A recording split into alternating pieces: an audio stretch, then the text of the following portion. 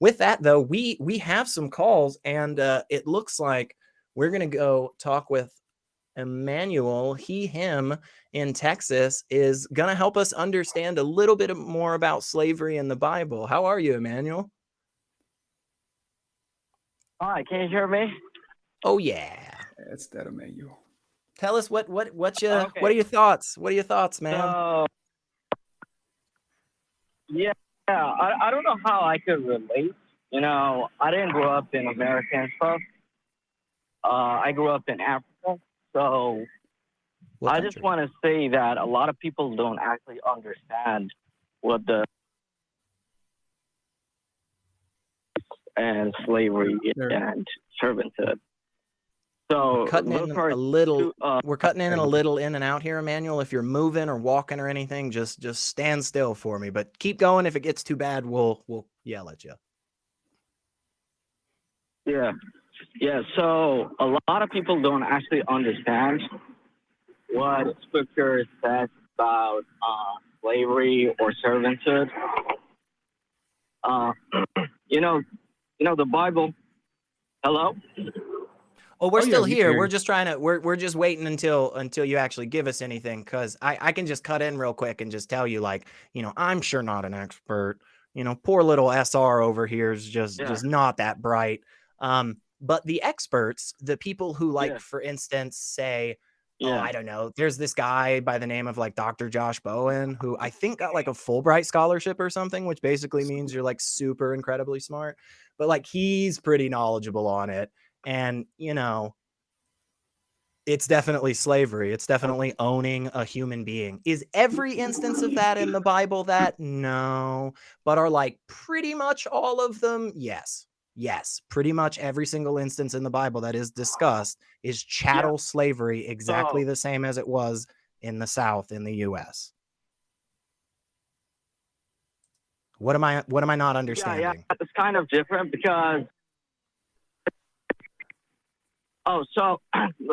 if you see the New Testament, particularly, it says Ephesians 6 and verse 5 says that servants obey your masters. Be subject to your masters as you would obey Christ, right? So you can also look at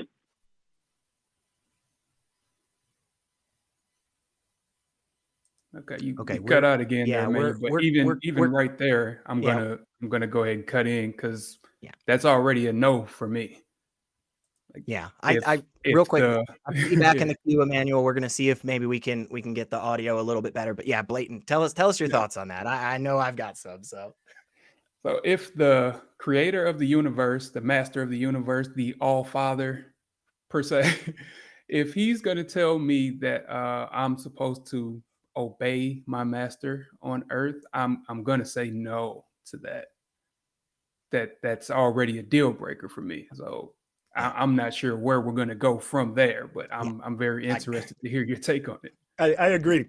It's like the very first step is wrong. The very first step is wrong, and it's like, whoa, okay. I mean, we can try to come up with some better understanding of this, but like one of the things that really opened my eyes to the understanding of biblical slavery was how Jesus talked about it. And the way that Jesus talked about slavery was something as if it was super commonplace, that it was just like, that's just what we do. We just grab people and put freaking chains on them.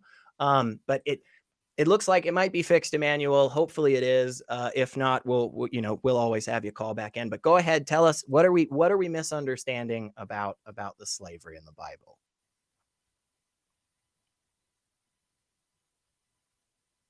Well, that's okay. We tried, we gave it our best. I'm not going to say, because, I don't have any evidence for this. I'm not going to say that it's because he was afraid to defend such a ridiculous position. That's not what I'm going to say. I won't do it. I won't mention that. But it is a ridiculous position. So that's okay. Maybe we'll get some other things about slavery. Again, I don't know why you would ever. I feel like if you're ever on the side of being like, yeah, it's okay to put some people in slavery, I just feel like you should really do a hard look at yourself. That's definitely Like it. my thing is always like when people go to that, well, Jesus said, like, I want you to put yourself into the shoes of the most powerful being in the universe, the one that makes the rules, with your morality that you have right now, I want you to ask yourself, would you say, A, slaves obey your masters, or B, hey, don't own people because that's messed up? That's a tough one. That's a tough one. You know, it's a shame I don't have all of that, you know, knowledge and power and compassion that the Almighty Creator Yahweh has.